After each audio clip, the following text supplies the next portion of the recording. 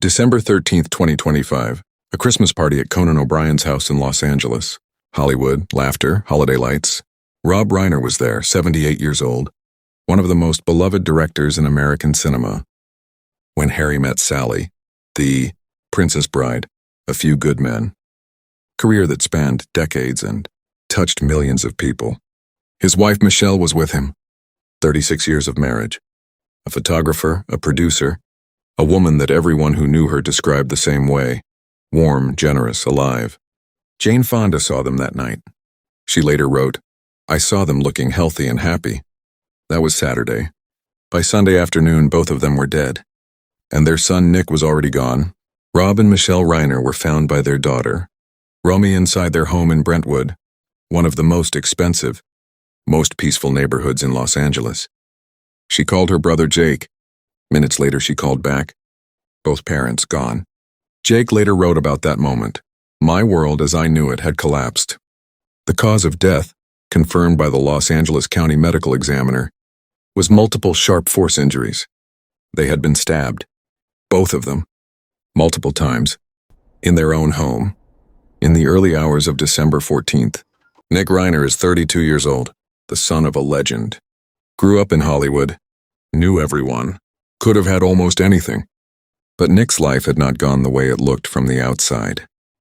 He'd been struggling with addiction since he was 15, rehab multiple times, periods of homelessness, years of fighting something that wouldn't let him go. He and his father had actually made a film about it, Being Charlie, a semi-autobiographical drama about a young man's battle with addiction. They worked on it together. Rob wrote it partly based on his son's experiences, a father and son trying to turn pain into something useful. But the pain didn't go away.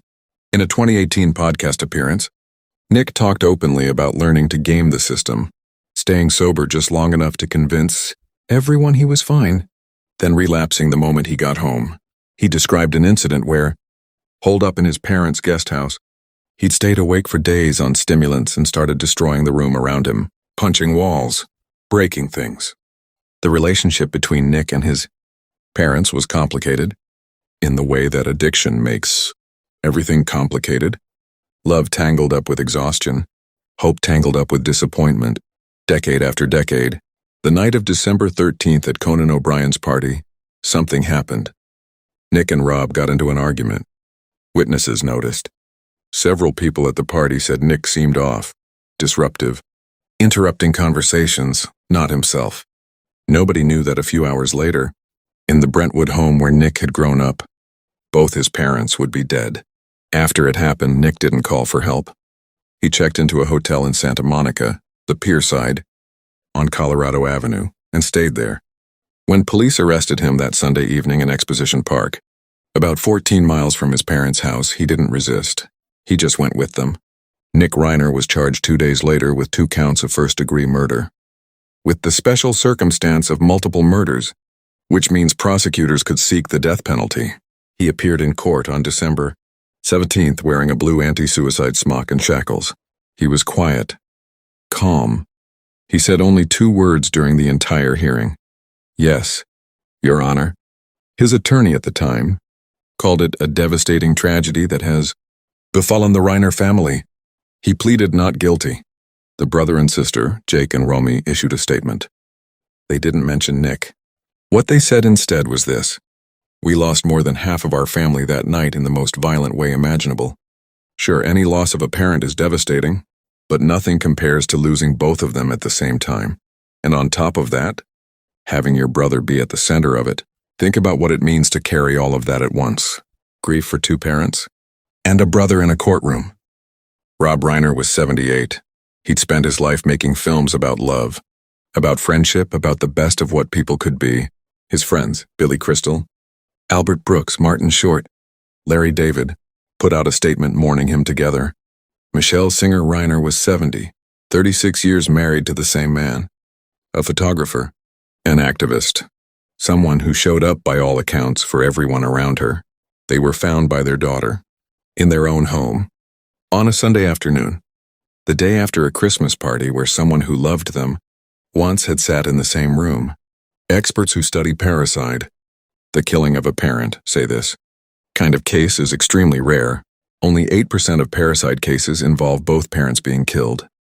The overlap of factors here, the fame of the victims, the long history of addiction, the public relationship between father and son, makes it unlike almost anything in recent criminal history. But underneath all of that, stripped of the Hollywood names and the headlines, this is a story most people understand the shape of. A family that loved each other and couldn't figure out how to save each other. Decades of trying. A night that went wrong in a way there's no coming back from. Nick Reiner is in jail without bail. The preliminary hearing to determine whether there's enough evidence to go to trial is scheduled for later this year. The death penalty remains on the table. His previous attorney withdrew from the case. He now has a public defender. He is 32 years old. His parents are gone. His siblings are living inside a grief that doesn't have a name for itself yet. Because it's not just the loss of two parents. It's the loss of a brother too, in a different way that's harder to explain. And somewhere in all of it, in the addiction, the guest house, the Christmas party, the hotel room, the Sunday afternoon, there's a story about a family that tried, that kept trying, and still ended up here.